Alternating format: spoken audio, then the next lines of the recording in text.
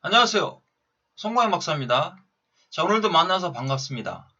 자, 오늘은 아담이 입었던 무화과 치마 옷과 하나님이 지어 입혀주신 가죽옷에 대해서 한번 생각해 보려고 합니다. 자, 우리가 이 옷을 통해서 율법과 복음을 깨달을 수 있는 시간이 될 것입니다. 자, 창세기 3장 7절 말씀이에요. 이에 그들의 눈이 밝아져 자기들이 벗은 줄을 알고 무화과 나무 잎을 엮어 치마로 삼았더라. 자, 21절에는요. 여호와 하나님이 아담과 그의 아내를 위하여 가죽옷을 지어 입히시니라 그랬습니다. 자, 하나님께서 먹지 말라고 했던 선악과 열매를 먹고 눈이 밝아졌습니다. 죄를 짓게 됐죠.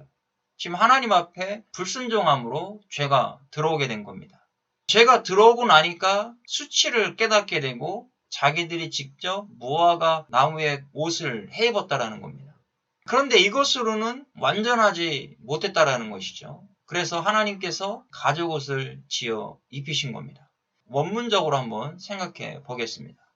자, 여기에 보면 밝았다 그랬습니다. 눈이 밝아졌는데요. 화카흐라고 하는 단어를 써요. 단순 수동태를 쓰고 있죠. 자, 수동태를 썼다라는 것은 어떤 의미입니까? 수동태는 내가 눈을 뜨기 싫어도 눈을 뜰 수밖에 없다라는 개념이죠. 뭔가 외부에 의해서 강제적으로 눈이 뜨여졌다라는 의미를 가지고 있는 겁니다. 전에는 눈이 열리지 않았는데 이제는 눈이 열려졌다라는 것이죠. 자기네들이 몸이 벗은 줄 알고 수치의 눈이 열려진 겁니다. 이 에덴 동산에서 선악과를 따먹음과 동시에 죄가 들어왔다라고 우리는 말하고 있습니다. 그러면 어떤 죄가 들어왔을까요? 원죄와 자범죄가 한 번에 들어오게 된 것이죠. 원죄 때문에 우리는 모두 죽었다라고 말씀하고 있습니다. 하나님 앞에 갈 수가 없었죠. 아담은 죄를 졌지만 원죄도 짓고 자범죄도 졌지만 육체는 930세까지 살았다라는 겁니다. 그런데 하나님은 죽었다라고 표현하고 있죠. 이 원죄를 통해서 하나님과 그 사이가 끊어져 버린 것이죠. 하나님 앞에 나갈 수가 없게 되었다라는 겁니다. 육체는 살아있지만 결국 영혼은 죽어 있었다. 속사람은 죽어 있었다라는 것을 우리가 알 수가 있다라는 겁니다. 그래서 하나님은 죽었던 이 아담을 살리기 위해서 가죽옷을 지어 입혔다라는 것을 알 수가 있겠죠. 자, 이들은 수치를 가리기 위해서 자신들 스스로 무화과로 치마를 엮어서 입게 되는 겁니다. 자, 그런데 무화과로 치마를 엮어서 입었다라는 것은요, 완전하지가 않은 거죠. 자기들의 죄를 가리고 수치를 가리려고 했던 겁니다. 자, 여기에 보시면 무화과 나무 잎을 엮어서 치마를 만들어 입었습니다. 자, 여기에 입었다라고 하는 단어가 아사라고 하는 단어인데요. 만들었다, 만들다 이런 뜻입니다. 근데 단순 능동을 썼잖아요. 능동은 주체가 자기라는 것이죠. 그러면 누가 만들어 입었다라는 얘기입니까? 자기 자신들이 만들어 입었다라는 것이죠. 자기의 수치를 가리기 위해서 자기들이 직접 무화과 나무 잎으로 치마를 만들어 입었다라고 하는 의미입니다. 자, 그런데 3장 21절에는요. 자, 여호와께서 가죽옷을 직접 입히셨다 그랬습니다. 자, 여기에도 보면 아사라고 하는 똑같은 단어를 쓰고 있죠. 단순 능동이에요. 똑같아요. 능동은 능동인데 잎을 엮어서 입었던 사람들은 아담이 직접 지어서 입은 것이고 여기는 하나님이 직접 만들어서 입히셨다라는 겁니다. 자, 여기에 입히시니라 했을 때에 히필령인데 사역 능동이에요. 사역 능동은 하나님께서 직접 만들어서 아담에게 입히셨다라는 의미가 되는 겁니다. 자, 그러면 우리가 이 무화과 치마의 옷과 또 가죽옷의 차이점을 한번 생각해 볼 필요성이 있습니다.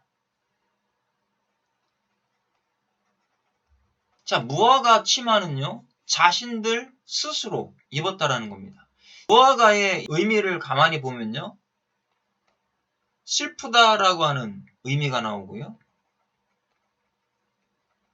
한탄하다라고 하는 의미를 가지고 있습니다. 이 무화과의 이 어근 속에는요, 아담은 하나님 앞에 죄를 짓고 슬퍼하고 한탄하고 고통스러워했다라는 것을 알 수가 있습니다.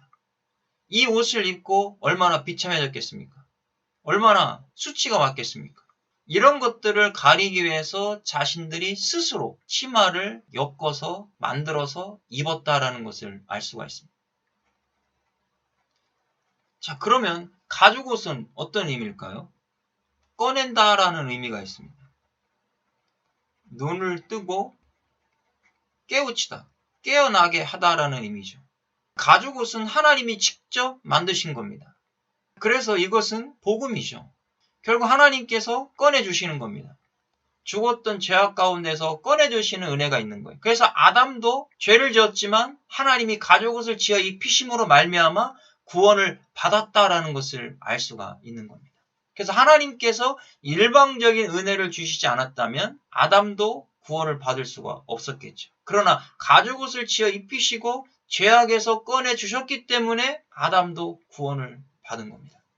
무화과 잎은 자기가 직접 만들어 입었기 때문에 율법을 상징하고 있습니다. 율법은 직접 지켜야 되겠죠. 행위의 의로 구원을 얻으려고 한다면 그 사람은 구원을 얻을 수가 없는 겁니다. 자, 그러면 가죽옷은 어떻습니까? 하나님께서 직접 지어 만들어 주셨기 때문에 인간이 한 게 아무것도 없어요. 복음을 상징해주고 있는 겁니다. 하나님께서 직접 모든 걸 다 하셨잖아요. 그리고 무화과 잎은요, 금방 시들어 버립니다. 영원할 수가 없겠죠. 죄를 가리기는 가려요. 무슨 죄를 가리냐? 자범죄를 가리게 되는 겁니다. 행위로는 자범죄를 회개하는 것이지 원죄를 회개하는 것이 아닌 겁니다. 가죽옷은 영원합니다. 또 피가 있죠. 그래서 원죄를 덮을 수 있는 옷이라는 겁니다. 자, 무화과 이 옷을은요, 수치를 가리기 위해서 만들었기 때문에 우리의 육체를 상징해주고 있습니다. 그러나 가죽옷은요, 속사람이 부활되는 역사를 나타내주기 때문에 부활을 상징해주고 있다는 겁니다. 자, 무화과 잎을 입고 있으면요, 영원한 저주를 받지만 가죽옷은 영원한 저주를 받지 않죠. 그래서 생명을 상징해주고 있습니다. 자, 무화과 나무 잎은요, 하나님을 배신했기 때문에 고통을 상징해줍니다. 그러나 가죽옷은 하나님이 일방적으로 주신 은혜를 의미해주고 있다는 겁니다. 자, 이거보다 더 많은 내용들을 여러분들이 연구하신다면 더 뽑아낼 수가 있어요. 그래서 우리는 항상 하나님께서 주신 가죽옷을 입고 있어야 되는 겁니다. 이 사람은 가죽옷이 벗겨지지 않는다는 것이죠. 죽을 때까지 구원이 취소가 되지 않는 은혜가 바로 가죽옷을 입은 사람들입니다. 저와 여러분들은 무화과 치마를 입고 있는 것이 아닙니다. 이것은 자기 행위의 의의를 주장하겠죠. 자기가 스스로 뭔가를 해서 죄를 가리려고 하겠죠. 그러나 죽을 때까지 자신의 죄를 가릴 수가 없습니다. 가리기는 가리지만 자범죄밖에 해결이 안 되는 겁니다. 저와 여러분, 속사람의 죄인 원죄가 해결이 돼야만이 우리가 구원을 얻을 수가 있는 겁니다. 그렇다면 예수 그리스도께서 십자가에 죽으신 그 가죽옷, 하나님께서 직접 입혀주신 그 은혜의 옷을 저와 여러분들은 믿음으로 입으시면 되는 겁니다. 하나님 입혀주신 그대로 입고 감사하시면 되는 겁니다. 그런 사람들이 가죽옷의 은혜를 입은 사람들이다라는 것을 알 수가 있습니다. 저와 여러분, 오늘 이 시간 우리는 가죽옷을 입은 하나님의 백성이라는 것을 꼭 기억할 수 있기를 바랍니다. 수고했습니다.